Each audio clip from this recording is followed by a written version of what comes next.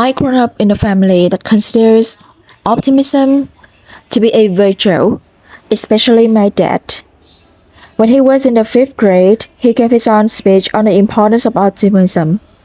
He still repeats the opening phrase despite annoyance when irrelevant. Think about the best, expect the best.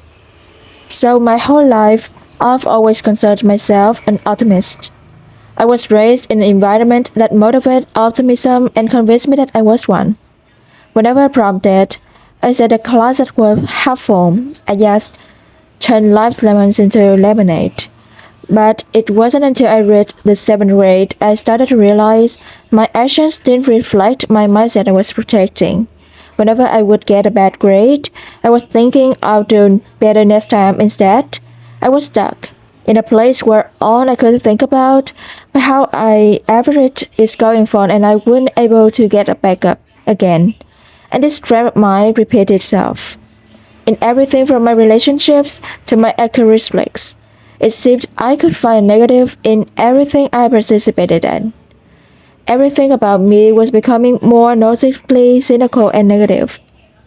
Any small convenience became the bane of my existence and the worst thing conceivable until another small problem occurred.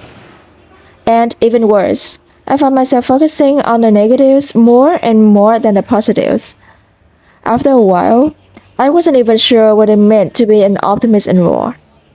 After all, my whole life I had believed and proclaimed that I was one, but now I realized I hadn't really practiced the characteristic that I still claim a value, and it was becoming more and more evident through my actions. And I started to think, what does it mean to be an optimist? Optimism isn't hopefulness and confidence about the future or the successful outcome of the situation. The trait is often used as a synonym of happiness, but that's not really true. You don't always have to be happy to be an optimist, and being optimist doesn't always be happy. For the two closely related. Optimism is more than just being positive. It's having a bright outlook on your future and striving to do whatever you can to make your situation better. You can be upset and realize that going wrong, but still believe that it will get better, that you can make your situation better. And if that's the case, and optimists are more willing to better a situation and believe they can achieve that if they take action to fix it. That generally makes them more successful in life. A study by Harvard Business Review found that optimists are usually more confident, more committed, and more inclined to work hard to reach their goals. They are the ones that the farthest life and usually end up with the most content. So we should all want to be optimists, right? But the fact is, we aren't. Is that because we choose not to be? Or because we just don't have it is? It is a choice or an inherent characteristic. What makes someone an optimist in the first place? It turns out it's a mixture of a few different concepts. The first one we usually jump to is environment, and it makes us why. We know that the way you're raised makes us more inclined to behave one way or another. If you're raised in an environment that's more positive and open, you're more likely to read those characteristics. And if you're raised in a dysfunctional home, optimism may not be your frame of mind. But it's not the end all be all. Genetics also plays a role in whether you're optimist or pessimist. A study by King's College found that the genetic material on a specific receptor gene can actually influence the traits. Material that received indicates whether or not you'll be more naturally positive or negative. But the study concluded that genetics also accounts for a small portion of what makes someone optimist. It turns out that the main and dominant factor of optimism is your individual choice.